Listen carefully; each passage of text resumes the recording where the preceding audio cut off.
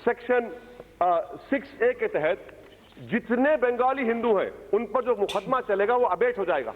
और किस पर मुकदमा चलेगा? फॉरेन ट्रिब्यूनल से मुसलमानों पर। बताइए होम मिनिस्टर साहब, ये डिस्क्रिमिनेशन नहीं है?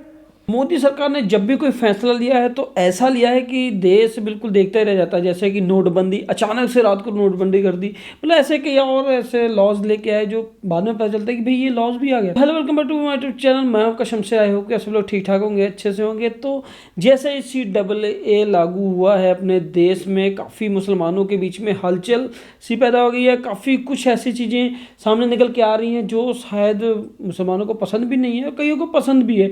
तो इसके ऊपर असुद्दीन ओवैसी जी का क्या कहना है कि इस लॉ के ऊपर कि ये सही है क्या गलत है। उन्होंने पार्लियामेंट के बीच में काफ़ी तगड़ा स्पीच दिया, लेकिन अब छोटा सा स्पीच सुनते हैं, देखते हैं क्या कहा उन्होंने, क्या उनके विचार हैं। तो वीडियो शुरू से लेकर आखिर तक जरूर देखिएगा। अगर आप चैनल पर नए हैं, चैनल को सब्सक्राइब, लाइक, शेयर, कमेंट जरूर कीजिएगा। इस बिल की मुखालिफत में खड़ा हूँ। ओके, मुखालिफत में खड़े हैं ओवैसी जी। यहाँ पर ऐवान को बताना चाहूंगा, ठीक है, कि जब हमने संविधान को बनाया था, जब बन रहा था संविधान, और उस वक्त में इस वक्त में कितनी गिरावट हो गई है। मतलब तब से अब के गिरावट तौर पर, तहजीबी तौर पर, दिमागी तौर पर, नफ्सियाती तौर पर।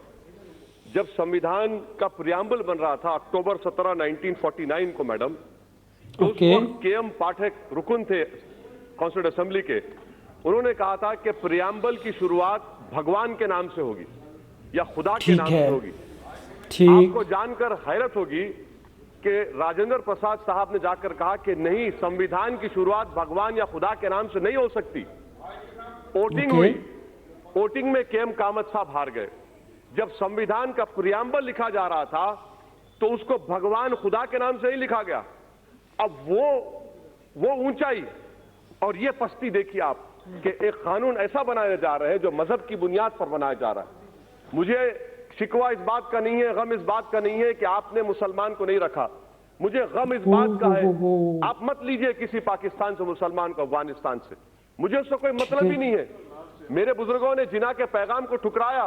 हमने मौलाना अबुल कलाम आजाद के उस जुमले को यकीन किया कि इस्लाम का इस मुल्क से 1000 साल का ताल्लुक और हिंदुइज्म का 4000 साल का ताल्लुक है। मुझे गम इस बात का है कि इस हुकूमत को, जिसने संविधान पर ओथ लिया, आज इस्लाम से, मुसलमानों से इतनी नफरत क्यों? आखिर क्या है? हम इंसान हैं, इस मुल्क के बाइज्जत शहरी हैं। आखिर इस नफरत का, इस डिस्क्रिमिनेशन की वजह क्या है आप में? आप मत लीजिए किसी को। मैडम, मैं ये क्यों वजह भी तो होती है किसी चीज की। मैं जानना चाहूंगा होम मिनिस्टर साहब से कि इस बिल को NRC के नजर से देखने की जरूरत है। जो आसाम में NRC हुआ मैडम, वहां पर 19 लाख लोगों के नाम नहीं आए, जिसमें से खुद वहां के मंत्री कहते हैं कि 5,40,000 बंगाली हिंदू हैं। मैं होम मिनिस्टर जानना चाह रहा हूं कि सेक्शन 5 के तहत, ये जो सेक्शन है ना मैडम, सेक्शन 6A के तहत जितने बंगाली हिंदू हैं उन पर जो मुकदमा चलेगा वो अबेट हो जाएगा। और किस पर मुकदमा चलेगा? फॉरेन ट्रिब्यूनल से मुसलमानों पर। बताइए होम मिनिस्टर साहब, ये डिस्क्रिमिनेशन नहीं है? आर्टिकल 14 फेल का होता है, जहां पर मजहब आ जाता है, रीजनेबल कॉज वहां पर फेल हो जाता है। आप NRC आसाम के 5,40,000 बंगाली हिंदुओं के लिए आप यह कानून बना रहे हैं। और जब NRC हो जाएगा, अगर अमित शाह साहब का नाम नहीं आएगा और उन्हीं के पार्टी के किसी एक मुसलमान का नाम नहीं आएगा, तो CAB के जरिए अमित शाह का नाम आ जाएगा, मुसलमान का नाम नहीं आएगा। ये इनकी साजिश है कि स्टेटलेस बनाना मुसलमानों को। और मैडम, मैं इसकी मजम्मत करता हूं। हमारा हाल आप ये करके रख दिए है कि तूफान में, किश्ती में तासुबियत की, फिरका परस्ती के एक तूफान में बगैर मल्लाह के हमको किश्ती में डालकर छोड़कर साहिल पर बैठकर सब तमाशा देख रहे हैं। मगर याद रखो, ये तमाशा देखने वालों, ये कश्ती साहिल को पहुंचेगी और इंशाअल्लाह ताला हम कश्ती जलाकर जमहूरी अंदाज में अपने हक को हासिल करेंगे।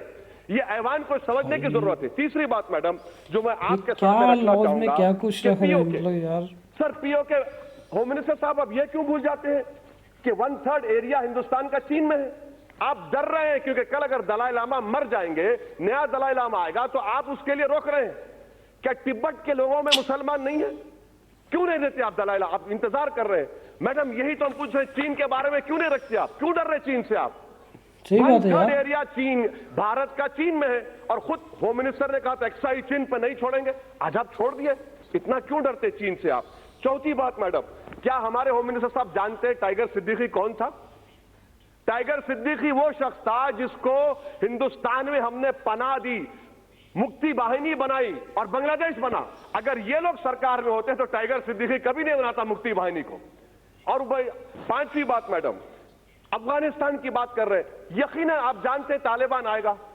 जब तालिबान आएगा तो आपको जरूरत है हजारा की, ताजिक की, आपको जरूरत है भारत में, ताकि हम स्ट्रेटेजिक कंट्रोल कर सके। मगर आपके कानून की वजह से आप उन तमाम ताजिक को, उज्बेक को, तालिबान जब हुकूमत करेगा अफगानिस्तान में, आपका तो काट चला गया। ये आपकी सोच है, ये आपका विजन है। मुझे उम्मीद नहीं थी कि इतना बड़ा ब्लंडर स्ट्रेटेजिक सिक्योरिटी के एंगल से आप लोग करेंगे। अफगानिस्तान में सिख है, मैं जानता हूं। तालिबान के जमाने में होम मिनिस्टर साहब जानते हैं कि करेंसी का पूरा मामला सिखों के पास था, आज भी उन्हीं के पास है।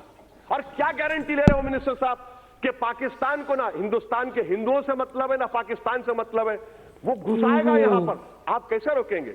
और क्या आप बताएंगे मैडम कि कितने लोग हैं जिनको आप सिटीजनशिप देने जा रहे हैं? नंबर बताइए, स्टेट वाइज बताइए। करोड़ कह रहे हैं मैडम, डाटा रखना चाहिए कुछ और ना एक कुछ। बात, ये कानून जो बनाया जा रहा है इसलिए बनाया जा रहा है कि दोबारा पार्टीशन हो। ये कानून तो हिटलर के वो कानून से ही बदतर है, उस कानून से ही बदतर है। कहां लाकर छोड़ दिए भारत को आप? अगर आपने संविधान पर रोक किया था, हम मुसलमानों का गुनाह क्या है कि मुसलमान है? मुझे पाकिस्तान से मत लीजिए, अफगानिस्तान से मत लीजिए, मगर इस्लाम के ताल्लुक से, मुसलमानों के ताल्लुक से इस ऐवान को सोचना पड़ेगा। आप जो मैसेज दे रहे हैं, आपकी वजह से पॉलिटिकल माइग्रेशन हो गया मुसलमानों का।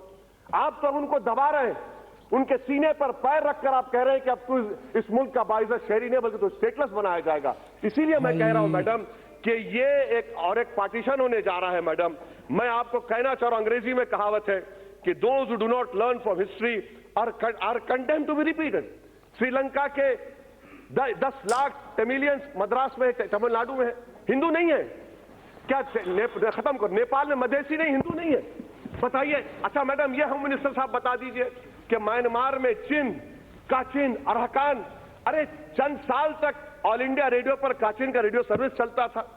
ये चिन लोग क्रिश्चियन है म्यांमार के, आप इंतजार कर रहे हैं, क्या इंतजार कर रहे हैं? कौन सा स्ट्रेटेजी आपकी? हर एतबार से फेलियर साबित होगा मैडम। इसीलिए मैं इस बिल की मुखालिफत करता हूं। ये हिंदुस्तान के संविधान के खिलाफ है और ये उन लोगों की तौहीन है जिन्होंने इस मुल्क को आजाद करवाया था। सन 57 की जंग आजादी हो या 1910 में महात्मा गांधी कैसे महात्मा बने मालूम मैडम? उन्होंने साउथ अफ्रीका के नेशनल रजिस्टर कार्ड को फाड़ दिया था। यार जिस तरीके से ओवैसी साहब ने CAA की एक समझ लीजिए ओरल एक डेफिनेशन समझाई है, उस तरीके से अगर देखा जाए तो यार करना क्या चाह रही है भाजपा? मतलब क्या वो चाहती है सच में वो मुसलमानों को ऐसा दबा रही है बार बार? मतलब कि यार चलिए ठीक है, जो गलत है उसको गलत कहिए, मानते हैं कि भाई पाकिस्तान, मतलब कि पाकिस्तान हो गया, मुस्लिम ज़्यादातर टेररिस्ट में कई लोग आते हैं, तो इसका मतलब ये थोड़ी ना कि हर एक मुस्लिम जैसे आम भारत का नागरिक भी है जो उसको भी आप दबाएंगे, ऐसे उसकी नागरिकता छीनने की बात करेंगे आप, उसको स्टेटलेस करने की बात कहेंगे आप। इस कानून में उनको ओवैसी साहब जो सीधा बता रहे हैं कि आप स्टेटलेस कर रहे हैं। अब कहाँ के मतलब किस तरीके से कानून, मतलब अब किसान बिल लाते हैं, किसान नहीं राजी होते हैं, अब ये मुसलमानों के लिए लाए हैं, मुसलमान नहीं राजी। मतलब ऐसे आप ही के साथ क्यों क्यों होता है? मतलब कुछ चीज़ें सोचने वाली होती हैं कि नहीं? अब जिस तरीके से कानून पे कानून लाए जा रहे हैं, अपनी मर्जी के कानून लेके आ रहे हैं, मतलब कि आप अपनी सहूलियत के लिए, तो आप उसको लागू करते जा रहे हैं। तानाशाही हिटलर से भी आप आगे निकल चुके हैं। वैसे सरेआम सदन में वो बोल रहा है कि आप हिटलर से बदतर कानून लेके आ रहे हैं। हिटलर भी एक कदम पीछे था, आप एक कदम आगे हैं हिटलर से। तो ये चीज़ सब सोचने वाली है। जो भी अंधभक्त है, जिनको ये सब चीज़ें अच्छी लग रही हैं, आने वाले टाइम पे मुझे लग रहा है उनको बहुत ही अच्छा एक सबक मिलने वाला है। अगर बीजेपी रही तो उनको ऐसे गाल पे चाटा मिलेगा कि याद रखेंगे कि हम लोगों ने किस पार्टी को वोट दी थी या किस पार्टी को हम वाह वाह कर रहे थे। जो तानाशाह का एक ऐसा रूप निकल के आएगा जिसमें दुनिया त्रास त्रास करने वाली है। और जैसे सबको पता ही है कि अगर ये इस बार बीजेपी जीती तो इस बार लोकतंत्र को खतरा, आप सबको पता है जिस हालात, जिस कानून को ऐसे का ऐसे ये पास करवाते हैं, उस तरीके से ये संविधान या ये लॉ ख़त्म होने वाला है। तो आई होप कि आज की जो ये वीडियो थी इसमें CAA के बारे में काफ़ी डिटेल में ओवैसी जी ने समझाया और बाकी काफ़ी ज़बरदस्त तरीके से उन्होंने मुसलमानों की नागरिकता के बारे में समझाया किस तरीके से वो खो रहे हैं। अगर आपको सही लगती है वीडियो या आपको पसंद आती है तो वीडियो को लाइक शेयर कमेंट जरूर कीजिएगा। और अगर आप सच्ची देशभक्त हैं यार, सच्ची अगर देश का भला चाहते हैं तो आपको क्या सही लगता है, क्या गलत लगता है, क्या ये CAA में क्या क्या चेंजेस होने चाहिए या क्या इसमें है वो सही है, कमेंट बॉक्स में जरूर बताइएगा। आई होप कि ये रिएक्शन वीडियो काफ़ी अच्छी लगी होगी, काफ़ी इंटरेस्टिंग थी। मिलते हैं नेक्स्ट वीडियो में एक और अच्छे से रिएक्शन वीडियो के साथ, तब तक टेक केयर, बाय बाय।